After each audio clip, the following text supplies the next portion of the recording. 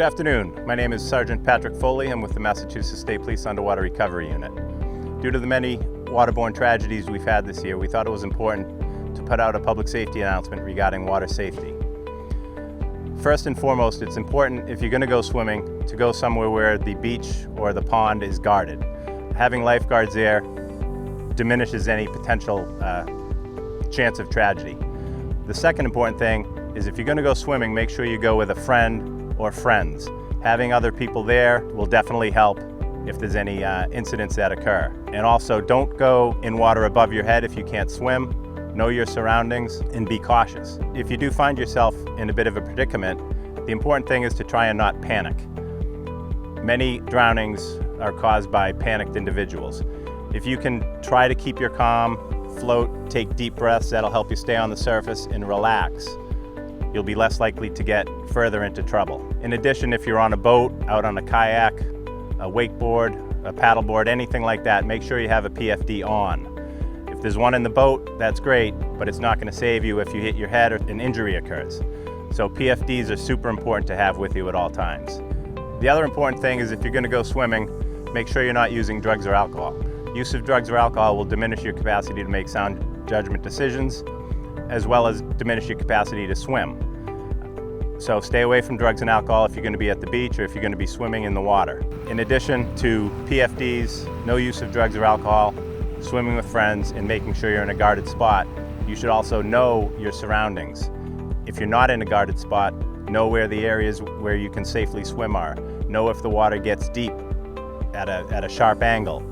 There's a lot of areas in the state where you can be in 3 feet of water and take 4 steps and all of a sudden you're in 10 feet of water. And if you're a non-swimmer, that often leads to tragedy. We've seen that unfortunate event happen too many times. To your parents out there, very important, even if you're at a guarded beach or pool, keep an eye on your children. The lifeguards are responsible for the entire pool, not individuals in the pool. So they're going to be watching everybody. If you're at a pool or a beach with your children, make sure you're keeping an eye on them. If there's 2 parents, communicate and make sure one of the parents is in charge of the children at all times. Make sure there's no communication errors and one parent thinks the other's in charge while the other thinks the first parent is in charge. Young children always need to be watched by a parent. That is imperative. It's important if you're at a beach where there's strong rip currents. We have many of those here, in particular Salisbury Beach and Plum Island. If you find yourself in a rip, do not try to swim back to shore against it. The current will always win. You're going to swim across the current along the beach because rip currents end and they begin to bring you back into shore. So if you find yourself being pulled away from shore by a rip current, it's important to swim across that and start your way back to shore once you're out of the rip. Again, don't panic, conserve energy, swim slowly, and then work your way back to shore when you're out of the rip current. Now, boating safety is also important. I spoke about canoes and such, but if you're on a boat and you're a non-swimmer, also you should always have a PFD on. The other important thing with boats is if you're at anchor and you're going to take a quick swim off of the boat and you're not a strong swimmer, wear a PFD.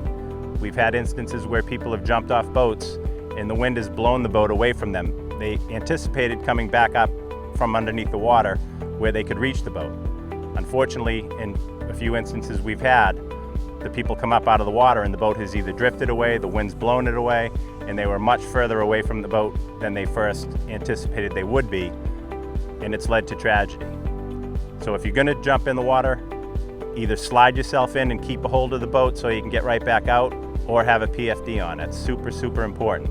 We don't want to respond to these tragedies anymore this year. There's been far too many drownings, and it's imperative that everybody plays their role in water safety in the oceans and ponds and pools across the state.